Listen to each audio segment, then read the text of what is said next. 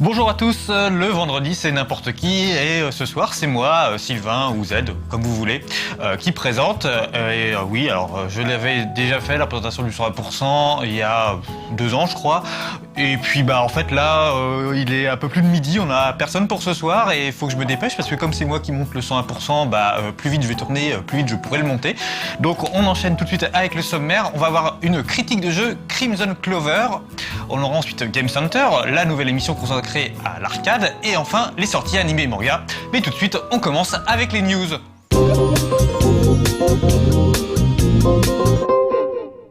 Cave Johnson here, introducing the consumer version of our most popular military grade product. Une nouvelle vidéo vient s'ajouter à la liste déjà longue des petits clips humoristiques présentant le prochain Portal. Cette fois, ce sont les fameuses tourelles de défense qui sont mises en avant. On a vraiment hâte de pouvoir leur tenir compagnie. En attendant, on vous rappelle que Portal 2 sort dans un peu moins de 2 semaines sur PC, Mac, PS3 et 360 et fera bien évidemment l'objet d'une critique dans le cadre de 101%. Desert, table, evening at the Improv. What idiot picked these? Then we box them up and ship them straight to your doorstep, so you can protect the things that matter most. Good night. Just try and get close to that baby. Your funeral. Cave Johnson, we're done here. Ubisoft vient d'annoncer le portage pour console HD du RTS RPG Might and Magic Clash of Heroes. Originalement sorti sur Nintendo DS, le jeu a dans l'ensemble été bien reçu par la presse spécialisée et les joueurs, son principal point fort étant ce savant mélange entre RPG et puzzle game. Pour cette version, outre le passage à la HD, des réajustements de gameplay sont prévus. Le multijoueur se voit aussi développé avec la présence d'un système de classement et la possibilité de jouer online jusqu'à 4 joueurs. On rappelle que le titre d'Ubisoft est prévu pour le 13 avril sur PSN et XBLA.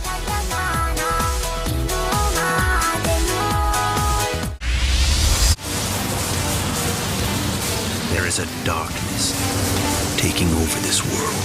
Après un Shattered Dimensions très sympa avec ses 4 héros venant d'époques différentes, Spider-Man revient dans une nouvelle aventure intitulée Edge of Time.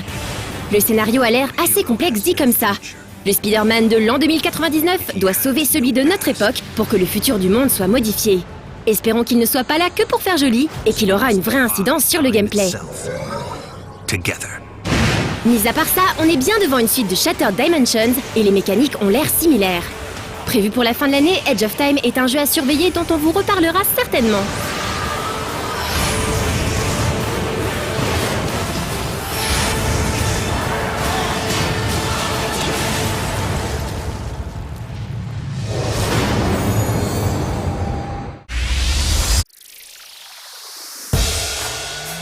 Ce nouveau trailer de Virtua Tennis 4 se focalise sur la PS3. Les fidèles de Sony pourront notamment jouer avec le PlayStation Move et en 3D, à condition d'être suffisamment bien équipés. On a également droit à un aperçu des autres éléments du jeu, les joueurs aux caractéristiques fidèles à la réalité, les replays des moments décisifs du match et les mini-jeux jouables jusqu'à 4. C'est bien, Virtua Tennis 4 a l'air très fourni. Mais est-ce que ce sera suffisant pour concurrencer Top Spin 4 ?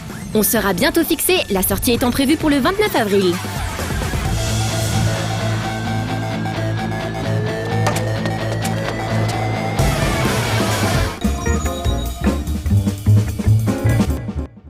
Alors, je sais pas du coup trop quoi vous raconter parce que j'ai rien vraiment préparé en avance, quoi.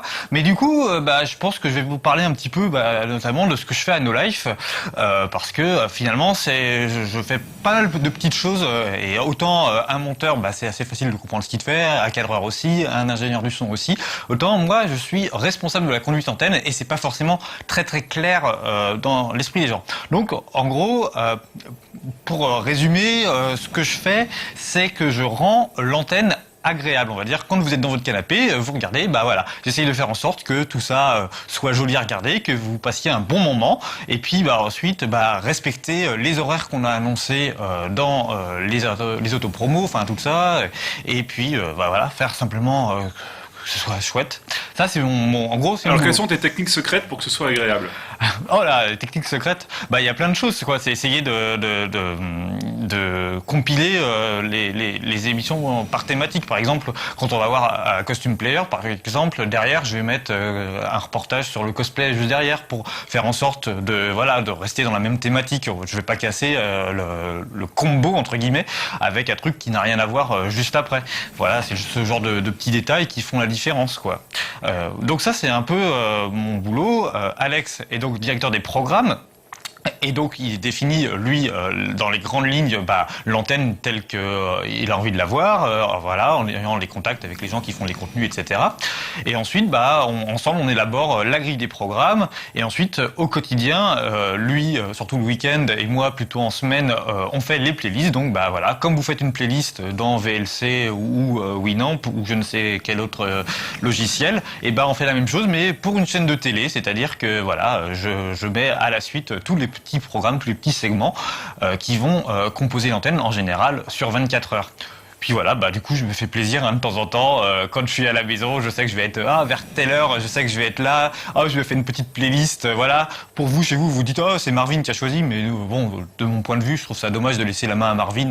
Donc voilà, je me fais plaisir, mais ça, vous le savez pas forcément. Bref, voilà. Ensuite, je suis donc également responsable de 101%. Donc je supervise 101%, c'est-à-dire voilà, j'assemble les plateaux, j'assemble les rubriques qui vont dans 101%. Je crée les conducteurs. Les conducteurs, qu'est-ce que c'est ? C'est ce genre de choses. Voilà, que vous avez déjà certainement aperçu. C'est des documents qui résument, on va dire, les contenus de chacune des émissions. Voilà, donc voilà, je prépare ça, puis voilà, je m'assure globalement, je regarde chaque 101% pour être sûr que à peu près tout va bien, voilà.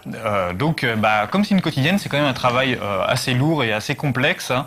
Il faut, et puis voilà, puis il y a quand même un minimum de pression parce que chaque soir à 19h. Sylvain, ouais. J'ai des gens qui m'appellent, ils veulent voir la critique. Je crois que tu reviendras à l'antenne juste après pour continuer. Ok, ça marche. Alors donc tout de suite la critique de Crimson Clover. Alors une critique écrite par Paul Cossé.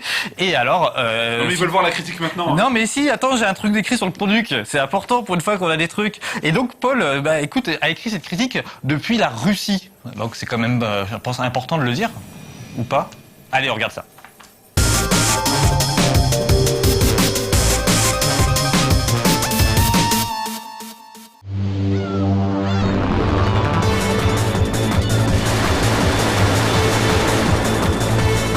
En anglais, Crimson Clover est une sous-espèce du trèfle, le trèfle incarnat. Mais de l'aveu même de son créateur Yotsuba, Clover est avant tout la contraction de Cave Lover, le célèbre développeur de Dodonpachi. Pas étonnant lorsque l'on sait que derrière Yotsuba se cache CloverTac, un super player bien connu pour ses impressionnants runs sur les titres estampillés Cave. Sur son blog, Yotsuba parle de 5 années de développement, une longue gestation qui aura mis l'eau à la bouche à plus d'un joueur. Inutile de tourner autour du pot plus longtemps, Crimson Clover est un Dojin Star avant même sa sortie. Et après plusieurs reports, le jeu est finalement commercialisé depuis janvier. Sa récente mise à jour est pour nous l'occasion de revenir sur ce Danmaku exclusif au PC.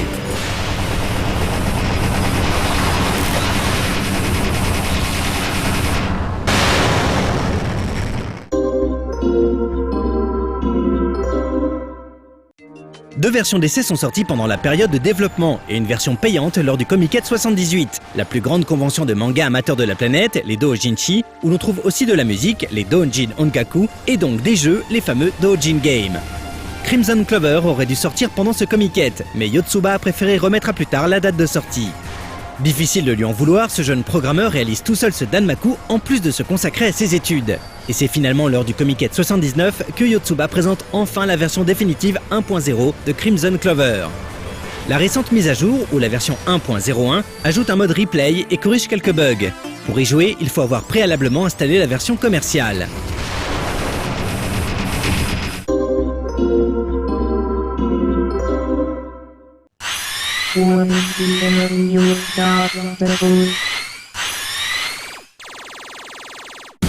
Le joueur a le choix entre 3 vaisseaux, le type 1, 2 et Z. Ces deux derniers vaisseaux ne sont pas accessibles au début du jeu, il faudra donc les débloquer en progressant. S'ils partagent tous les mêmes contrôles, leur vitesse, puissance et jauge sont différentes. Avant d'entrer dans les détails, il faut comprendre l'écran qui ressemble à un tableau de bord d'avion. En réalité, les compteurs sont assez simples. L'originalité est d'en avoir incrusté plusieurs, forçant le joueur à définir ses priorités et donc sa façon de jouer. En haut de l'écran, votre score en cours est affiché. Sur la tranche latérale gauche, le score item représente l'argent amassé, matérialisé dans la partie sous forme d'étoile. Enfin, les chiffres qui défilent sur la zone de jeu représentent le break rate, votre compteur de combos. Dans Crimson Clover, seuls 3 boutons sont utilisés, ce qui n'empêche pas l'éventail de combinaisons d'être assez riche. Le bouton 1 est un shot, tout ce qu'il y a de plus traditionnel en auto-fire. Inutile donc de matraquer son clavier. Le bouton 2, lui, fait apparaître un radar qui s'étend lorsque vous le maintenez, mais réduira la vitesse de votre vaisseau. Au bas de votre écran, une barre indique le nombre de cibles verrouillées ou lock-on. Sachez qu'il est possible d'utiliser le lock et le shot simultanément. Enfin, le troisième bouton correspond au break. Son effet dépend du niveau de votre jauge situé en haut à droite de l'écran. Comment augmenter le niveau de votre break? Rien de plus simple. Il suffit de détruire des ennemis ou encore toucher des éléments du décor avec votre shot. Bref, le réservoir se remplit assez rapidement et nos yeux ont la fâcheuse habitude d'y jeter un œil pour savoir quand balancer la vinaigrette.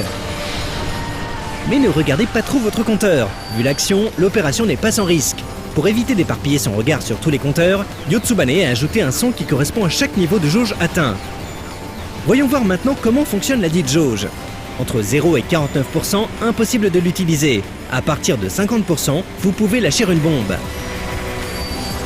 La bombe a de sacrées vertus puisqu'elle annule les boulettes ennemies et vous donne une brève période d'invincibilité. Mais attention, comme dans de nombreux Danmaku, la bombe est aussi un handicap puisqu'elle gèle votre break rate, le compteur de combo. Si vous visez le score, elle est donc à utiliser avec modération. Enfin, votre barre prend toute sa raison d'être lorsqu'elle se remplit à 100%. À ce stade, le break mode s'enclenche pour un certain laps de temps.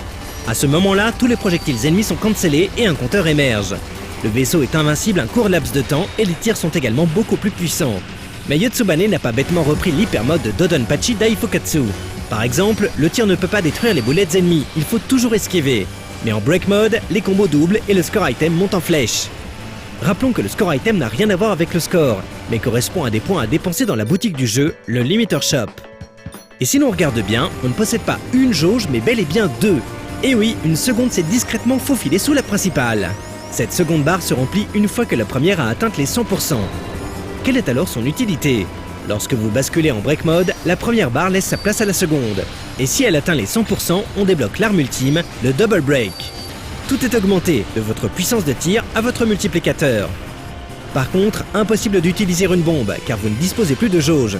Une fois votre double break terminé, vous revenez à zéro.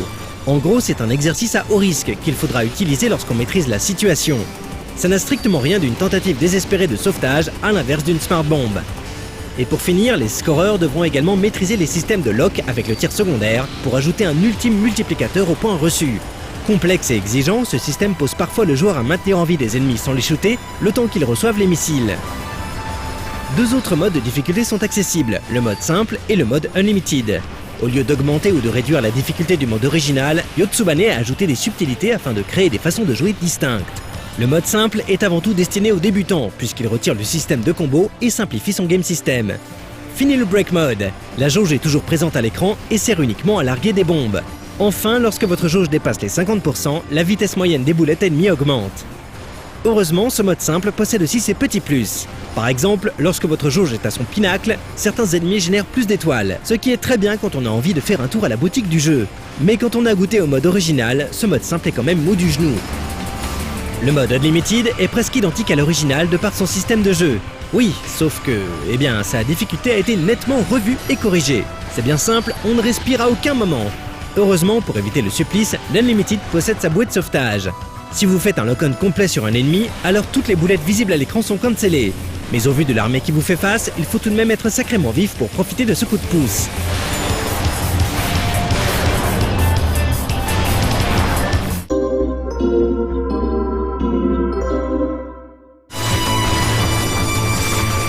L'ordinateur n'a pas attendu les plateformes de téléchargement sur téléphone et console pour proposer des jeux indépendants de qualité.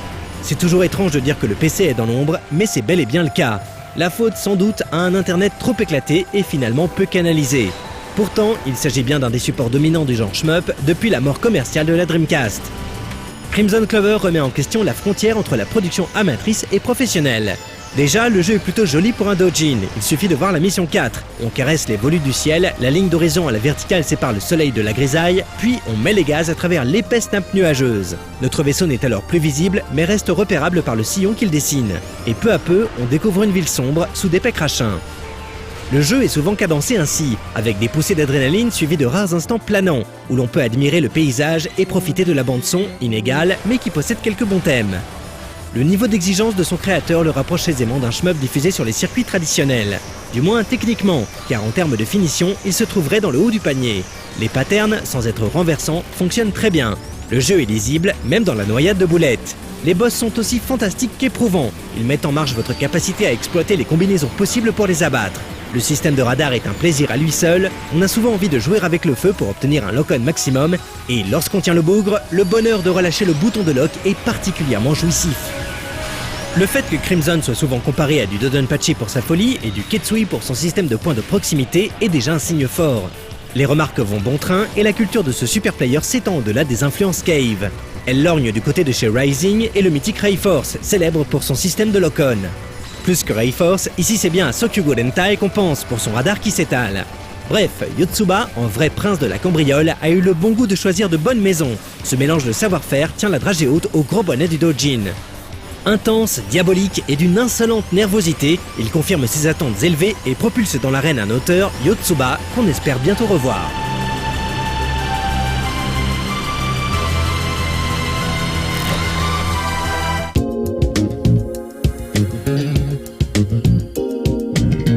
Sur No Life, je suis également en charge des autopromos. Donc les autopromos, c'est toutes les bandes annonces qui vont vous dire voilà les programmes à venir dans les jours à venir justement. Puis vous donner envie si possible de les regarder. Donc ça c'est pareil, c'est un travail. On ne le voit pas forcément, vous voyez, on a l'impression que c'est naturel qu'il y ait des bandes annonces sur une chaîne. Mais derrière, il y a du boulot au même titre que des émissions normales. Donc il faut les écrire, il faut les monter, il faut trouver les contenus. Et puis surtout, il faut toujours essayer d'avoir un coup d'avance. Parce que moi, je suis en train déjà d'imaginer ce que sera la grille dans 2 semaines, 3 semaines, pour obtenir les contenus suffisamment en avance, pour récupérer des images, etc. Parce que généralement, vous savez, sur The Life, les émissions, des fois, elles sont finies quelques minutes avant la diffusion, donc c'est pas toujours évident, mais je fais chier tout le monde à No Life, je vais te voir, tu m'envoies un bout de la critique, tu m'envoies un bout de truc, et puis comme ça, maintenant, quand ils me voient arriver, ils ont peur. Mais bon. Et là on va regarder Game Center, donc c'est la nouvelle émission sur l'arcade présentée par AM, et puis juste après je vous reparlerai un petit peu de la télé en général, parce que avant d'être à No Life, j'ai fait d'autres trucs avant, et puis je pense que ça peut être intéressant, vous allez voir qu'on va bien rigoler.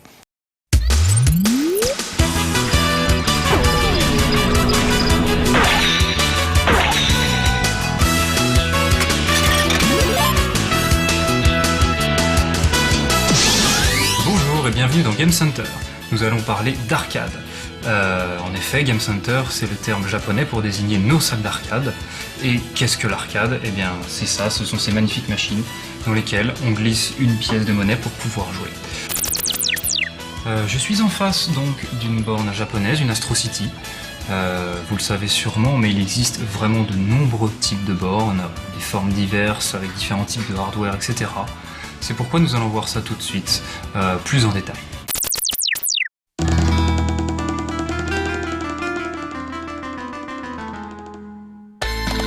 Les bornes d'arcade sont, rappelons-le, des machines destinées aux professionnels.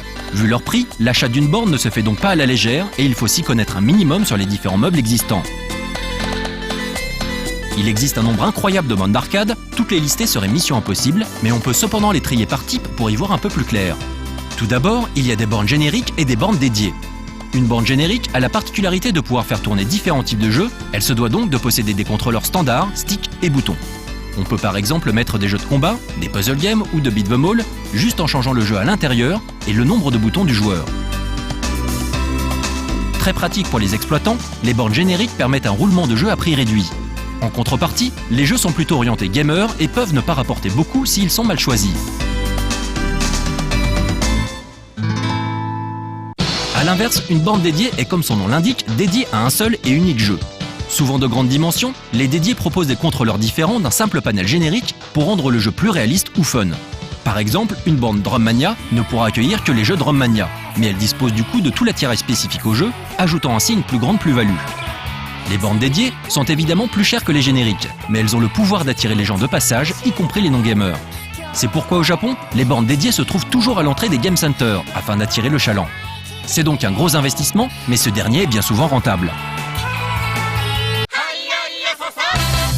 Au sein des bornes génériques, on peut encore distinguer 3 types de bornes. Les Upright Cab, qui se jouent debout, les Candy Cab, qui se jouent assis, et les bornes Cocktail, qui proposent un écran à l'horizontale dans une sorte de table basse, la grande classe. Enfin, on observe de grandes différences entre les bornes japonaises et occidentales. En Europe et aux États-Unis, nous avons eu droit à des grosses bornes en bois se jouant debout avec des sticks en poire et des boutons à la qualité douteuse. Alors qu'au Japon, ce sont les candy caps qui dominent. Le bois a été rapidement abandonné pour des bornes en métal ou plastique. Plus compact, les bornes japonaises se jouent avec un stick à boule. Pour ceux qui souhaitent investir, c'est un choix à faire. Le côté nostalgique des bornes de notre enfance ou le confort d'une borne japonaise. Donc, après toutes ces explications un petit peu théoriques, quoi de mieux que la pratique pour comprendre comment ça marche? Je suis donc en face d'une New Astro City, une borne générique japonaise, très répandue, mais qui malheureusement a tendance à disparaître maintenant. Tout d'abord, l'élément principal, c'est l'écran. L'écran qui est là. Faut savoir que c'est en assez basse résolution, les jeux arcade d'origine c'est du 320 par 240. Mais on a quand même une qualité vraiment magnifique parce que c'est du RGB, tout bête, il n'y a pas de transformation de signal ni quoi que ce soit. On a une platine derrière, un élément très important qu'on oublie souvent, donc une platine qui permet de gérer le balayage du canon à électrons. On peut dessus régler les paramètres RGB, etc. Au-dessus, nous avons donc les enceintes, toutes bêtes, hein. Par défaut, les jeux sont en mono, mais via des prises supplémentaires, on peut mettre du stéréo. Ensuite, nous avons le panel. Alors, un panel, classiquement, vous avez un ou deux joueurs avec un stick pour les directions et après des boutons, ça peut aller de 0 bouton jusqu'à ici, on en a carrément 7 et des boutons start. Alors, on va voir comment c'est foutu sous le panel. Donc, voici le dessous d'un panel. Comme vous pouvez le constater, c'est relativement simple. Vous avez ici un joystick à 4 directions.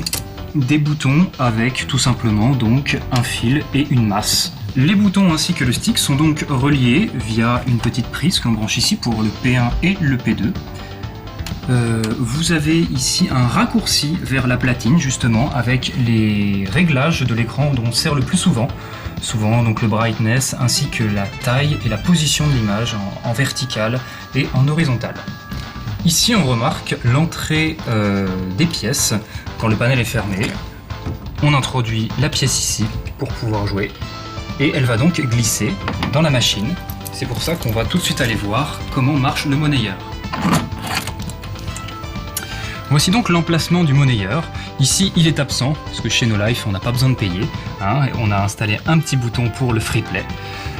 Mais normalement, la pièce passe via un dispositif mécanique qui voit si la pièce est bonne ou non, et la rejette ou, au contraire, la fait passer et envoie au jeu le signal comme quoi une pièce a été insérée. Après quoi, la pièce va tomber ici, dans ce petit bac. Le gérant va pouvoir récolter ses gains tous les soirs. Et pour finir, voici donc véritablement l'intérieur d'une borne. Il n'y a pas grand chose en fait. Dans une borne, vous avez ici une alimentation. L'alimentation qui va donc répartir le courant vers les différents dispositifs et surtout le réguler. Par exemple, les jeux vont avoir besoin du 5 volts et du 12 volts. On pourra régler notamment le 5 volts via un petit potard sur le dessus de la lime. Nous avons aussi des boutons réservés au staff, tels que le test pour entrer dans le menu des PCB, le dégausse ainsi que le service. Et maintenant, pour finir, le jeu. Parce que jusqu'à maintenant, tout ce que je vous ai présenté, eh bien, il n'y a pas de hardware. L'hardware, en réalité, dans l'arcade, c'est le jeu en lui-même. Ce n'est pas comme une console où on met des jeux comme ça. Le jeu fait véritablement office d'hardware.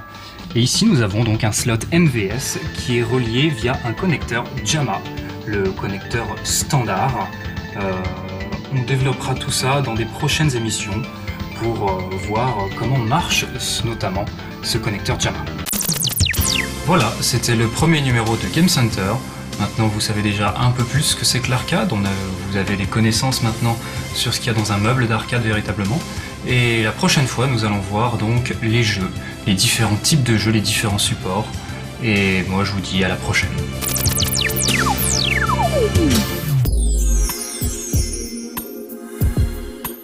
Voilà pour Game Center. Donc avant d'arriver à No Life, j'ai fait pas mal de choses. J'ai traîné, j'ai bossé pour le maillon faible, j'ai bossé pour Morandini, pour Canal, j'ai fait des trucs à M6 aussi, enfin bon voilà, j'ai touché à pas mal de choses. Et du coup, j'ai forcément pas mal d'anecdotes. Alors, je peux pas tout vous raconter, et puis surtout, il y a des trucs qui sont clairement pas avouables, hein, mais des bons gros fails, voilà, très sympathiques. Mais j'en ai une que je peux vous raconter et qui est vraiment sympa. C'était une interview d'un footballeur. Alors, je vais pas vous dire qui c'est par politesse, mais c'est un footballeur qui a traîné autour de l'équipe de France. Il y a été, il est reparti, il est revenu, il est reparti. Enfin, je crois, j'ai plus trop suivi à la fin, mais en gros, voilà, les footeurs ont deviné de qui il s'agit. Et donc, j'étais en charge de monter cette interview et il a fallu que je le rende intelligent. Oui, parce que dans le montage, Pili vous le dit suffisamment, on peut truquer facilement les choses et en l'occurrence, là il s'agissait d'une séquence dans laquelle la journaliste lui propose de faire des associations d'idées. Donc les associations d'idées, rapidement ce que c'est, vous savez, on vous donne un mot et très vite, voilà, vous devez répondre du tac au tac, un mot en rapport avec ce premier mot et puis en rapport avec vous. Et voilà. Et là, donc, la journaliste le lance là-dessus pour finir l'interview. Et là, déjà, on sent la panique. On sent qu'il n'avait pas du tout compris de quoi il s'agissait. Et voilà. Et donc là, c'est un peu le truc galère. C'est-à-dire que la journaliste lui lance un mot, mais des mots vraiment en rapport, par exemple, en rapport avec le foot, on va dire coach. Et pour chaque mot, c'était une galère monstrueuse parce que, en gros, il mettait 30 secondes à 1 minute pour sortir un mot. Donc si vous imaginez un peu le truc, c'est coach. Et là, il y a une caméra fixe qui le filme et vous le voyez en train de réfléchir. Et juste à la fin, il sort un mot complètement aberrant qui est du style coach, entraîneur, quoi. Vous voyez, enfin, c'était un truc assez lamentable. Et donc, j'arrive dans la salle de montage, et il faut que je fasse un truc. Et donc, je l'ai rendu intelligent en recoupant tous ces trucs-là, puisque la journaliste était en off, c'est-à-dire qu'on ne la voyait pas à l'écran. J'ai pu ramener son premier mot et le coller quasiment à la réponse du footballeur. Et donc voilà, comme quoi, et vraiment la télé, tout est truqué. Allez, voilà pour cette petite anecdote, on passe aux animés manga avec cette semaine La déchéance d'un homme et Le prince des ténèbres. Voilà, c'est parti.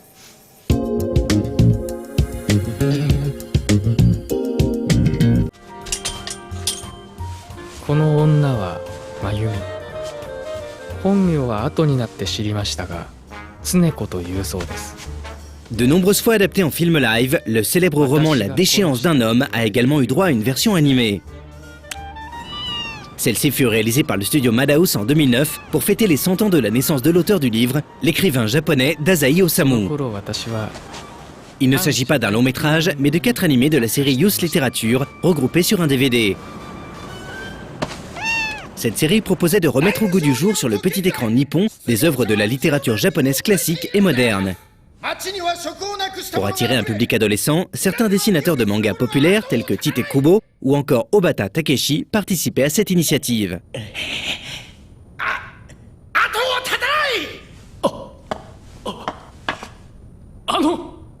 La déchéance d'un homme relate le funeste destin de Yozo, fils d'un riche député du nord-est du Japon.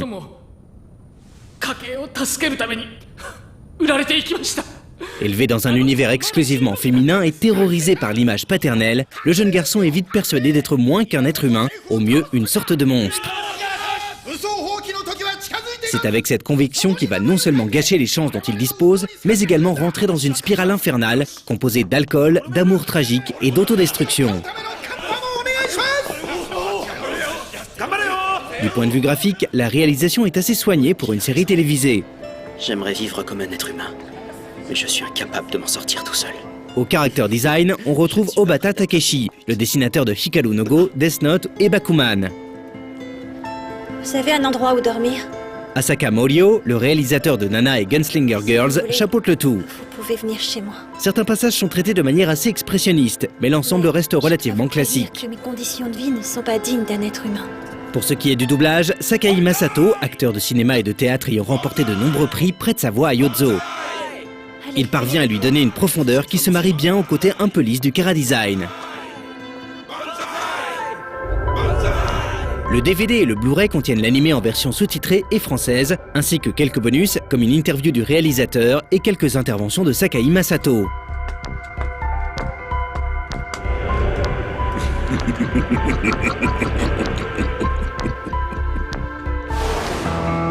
On On ne saura trop que vous conseiller la lecture du roman originel, beaucoup plus sombre et plus riche, disponible en français chez Gallimard. En effet, la version animée est vraiment adaptée pour un format de série télé. Ainsi, la chronologie du récit est complètement différente du matériau d'origine. Elle vise surtout à apporter plus de dynamisme et à coller au découpage en 4 épisodes.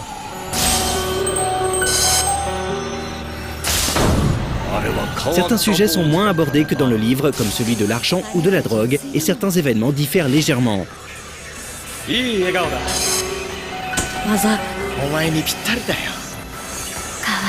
Malgré ce manque de fidélité, l'animé La déchéance d'un homme n'en constitue pas moins une œuvre mature réservée à un public assez adulte, dont les thèmes sont rarement abordés dans le monde de l'animation. Et rien que ces arguments justifient qu'on y jette un coup d'œil.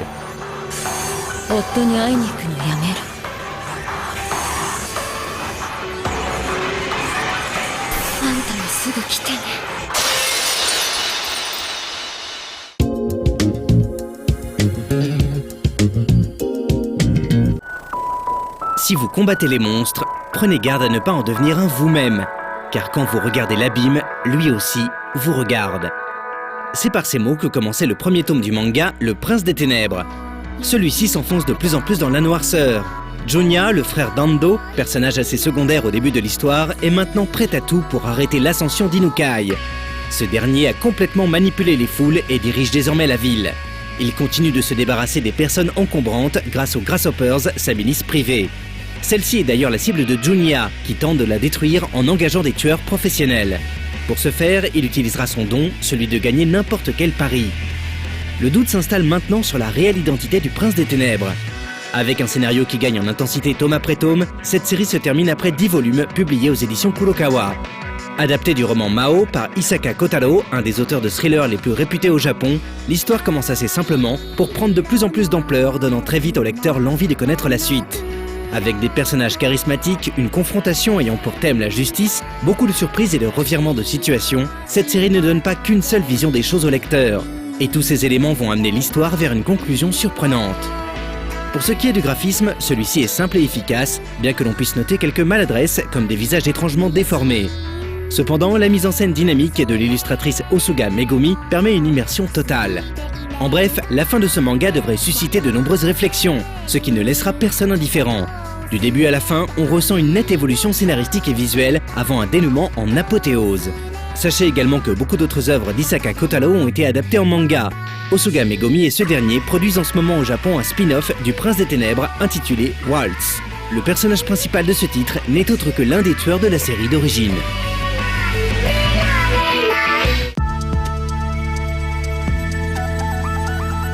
Voilà, l'émission est presque terminée. Alors, donc, dans les autres anecdotes aussi, j'en avais une super sur Zidane, mais je pense que celle-là, je peux pas la montrer parce qu'elle serait trop longue à expliquer. Je la raconterai peut-être un autre jour. Et voilà. Alors, un truc aussi, si je vais pousser une gueulante sur un truc, c'est les émissions qui compilent les vidéos du net. Faut arrêter. C'est vraiment, voilà, on fait pas ça sur No Life et tant mieux, parce que c'est pas possible quoi, si vous voulez, si on veut aller voir des vidéos débiles sur YouBeep ou Daily Beep, ouais je me bip au tournage, c'est plus rapide pour après, et ben on le fait, on n'a pas besoin qu'une chaîne de télé le fasse pour nous en fait, vous voyez, et j'ai monté ce genre de truc, et c'est du montage au mètre en fait, c'est vraiment, vous montez ça, vous débranchez le cerveau, c'est-à-dire que vous voulez 2 minutes de chute, bah vous voyez, vous prenez une vidéo de chute, vous faites tac, plus 2 minutes, c'est-à-dire que je montais des trucs sans même les regarder parce que c'était tellement aberrant, voilà, hop, je colle la musique de Benny Hill dessus et voilà, c'est parti, c'est dans la boîte. Et voilà, c'est absolument chiant, nul, inintéressant et j'en ai fait suffisamment pour vous dire que, vraiment, ça vous abrutit quoi. Donc, je vous en prie, ne regardez pas ces émissions. Si vous avez envie d'aller voir ce genre de truc, mais allez-y vous-même, attendez pas qu'on le fasse pour vous quoi. Mais parce que là, c'est... Et puis alors oui, un autre truc aussi, c'est que ces vidéos donc, sont pompées du net, donc dans des qualités d'encodage vraiment médiocres, très très mauvaises, etc. Et ça passe sur des chaînes qui se disent HD. Faut arrêter quoi. C'est pas possible que c'est des contenus qui viennent de YouTube, je l'ai pas bipé, bon bref, sont pourris, arrivent en HD. Ça n'existe pas. On peut pas dire ah bah tiens on transforme le truc et puis d'un seul coup ça devient super clean. Bah non, si la vidéo elle est crade de base, elle va pas revenir super bien. Ok Sylvain, merci. Non mais c'est vrai quoi. Ton temps de parole. C'est pas possible ça. Bon allez. Il faut dire au revoir aux gens maintenant. Ok, au revoir les gens, à bientôt. Mais j'avais pas fini Alex hein.